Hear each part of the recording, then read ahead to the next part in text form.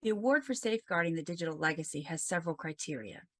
For me, there was no doubt that all nominees understood the significance of the objects they were working to preserve.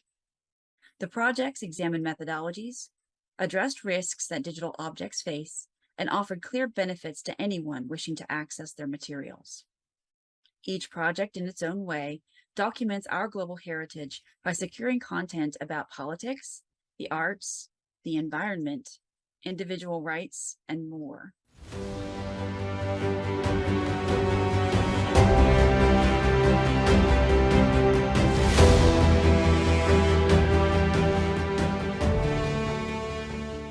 Archiving Reproductive Health is a Wellcome Trust-funded project working to provide long-term preservation and access to the many at-risk digital archives generated by grassroots women's reproductive health movements during the campaign to repeal the Eighth Amendment in Ireland. Many countries around the world have seen mobilisations of people for progressive change in recent years, and Ireland is no exception. In 2018, the Irish public voted in a referendum to repeal the Eighth Amendment to the Irish Constitution. The Eighth Amendment, enacted by another referendum in 1983, placed a constitutional block on the right to legal abortion care in Ireland. The repeal of the Eighth Amendment meant that the Irish government was able to pass legislation enabling elective abortion in Ireland for the first time in the nation's history. The material Archiving Reproductive Health is working with comes from a number of stakeholder organisations who have donated their digital records to us, and of qualitative data from researchers, primarily in the social sciences. In March 2022, ARH published collections of design and publicity material from our stakeholder organisations, as well as a sequence of stories from the popular Facebook page In Her Shoes. On March 8th, ARH also published research data collections in the form of oral history interviews with medics, campaigners and women's rights activists, collected by Real Productive Justice Project, the Irish Qualitative Data Archive and a number of individual researchers. More recently, on the 4th anniversary of the referendum, the 25th of May, ARH published a second set of collections, including publications and reports by the Abortion Rights Campaign, Terminations for Medical Reasons and Together for Yes. On the 25th of May, we also published some research data collections in the form of oral history interviews with campaigners and women's rights activists from the 1970s to the 1990s. These provide important records of the lived experiences of activists and people affected by issues of reproductive inequality in Ireland. Archiving Reproductive Health is making our research protocols publicly available. Publications to date in this category include an ethics protocol, which ensures the quality and integrity of our research and archiving processes, and a researcher self-care protocol, which focuses on the potential of harm to the researcher when working with sensitive or traumatic data relating to reproductive health.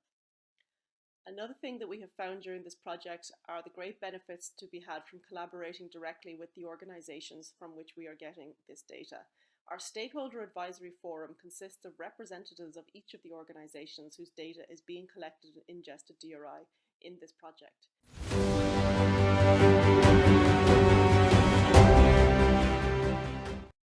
This is one of 20 hard drives used by the experimental filmmaker Stephen Dwoskin. Don't worry, we've made a forensic disk image of all the contents. Born in Brooklyn in 1939, Dwoskin came to London in 1964 and became a key figure in British avant-garde film. And from around 2000, he was working mainly digitally. His films are held in the British Film Institute, and about a year after his death in 2012, his archive, including many non-digital records, came to Reading.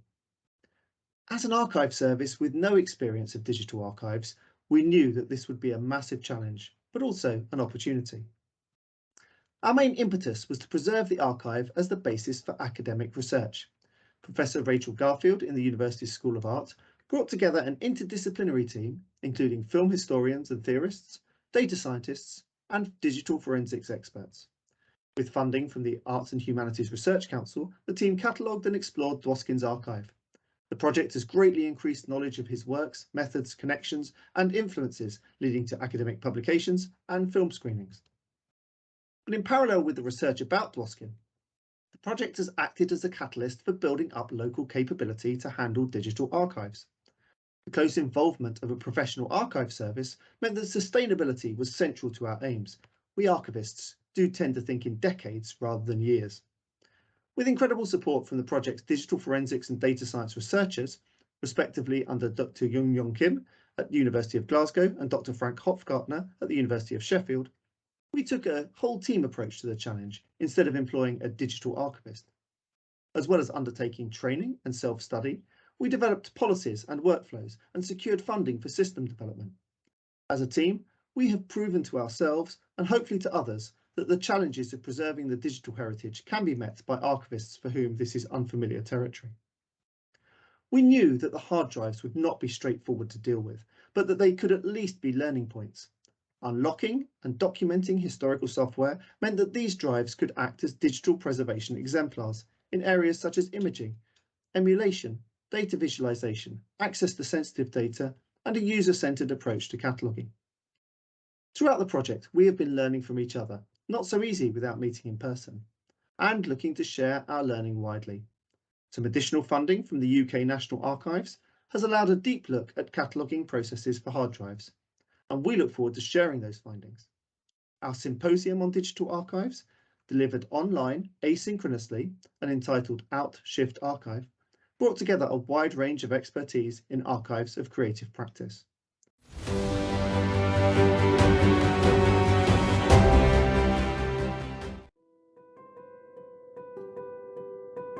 I've been photographing for approximately 33 years, and as such my archive now consists of over 1 million photographs, mostly as negatives in the beginning, but since 2003 all as digital files, and in latter days the negatives have even been digitised. Within my collection there are photo essays on industry, on politics, on sports. There are features on personalities such as Nelson Mandela when he visited Glasgow, or Mikhail Gorbachev in Aberdeen. There are environmental stories from around the world, and importantly, many stories of everyday people leading their lives. It's important to me that these stories and photographs be preserved for future generations, not just as the story of my career, but as the story of our nation and of our times. There's a wealth of potential in these images as research and educational tools. I was delighted when the University of St Andrews expressed interest in acquiring my collection. It was important to me that my archive stay in Scotland and that it stayed as a whole, and that it found a home in an institution that had the experience to look after it and the ambition to utilise it, to research it, to bring it online, and to share the images my collection consists of with the wider public.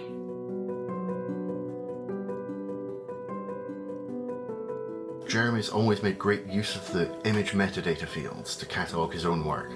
In theory, I simply have to extract that data from the images and map it across to our collections management system. And although that sounds easy, the challenge is the sheer scale of the collection. Any mistakes I make at this stage could easily get out of control. But as long as I can avoid making any errors in the translation, it's amazing to have so much useful, searchable information instantly made available. Jeremy's work joins our photo collections, dating back to 1844 and already comprising over 1 million items, telling the story of photography from the birth of the medium until the present day. We have academic endorsement for this work, and the collection will be used across teaching and research. The public can access and use the collection through our IIF-enabled collection site, which allows images to be used by third-party applications, for example, our digital exhibit tool. The project is part of our wider commitment to preserving digital and hybrid collections of national significance. Our capacity for handling large, complex digital collections is supported by a digital preservation policy, digital preservation steering group, and multiple staff collaborating together across disciplines. We're sharing our learning and experience through a launch event, blog posts, and we're very grateful for this opportunity to share the project with you alongside other finalists as part of this year's Digital Preservation Award.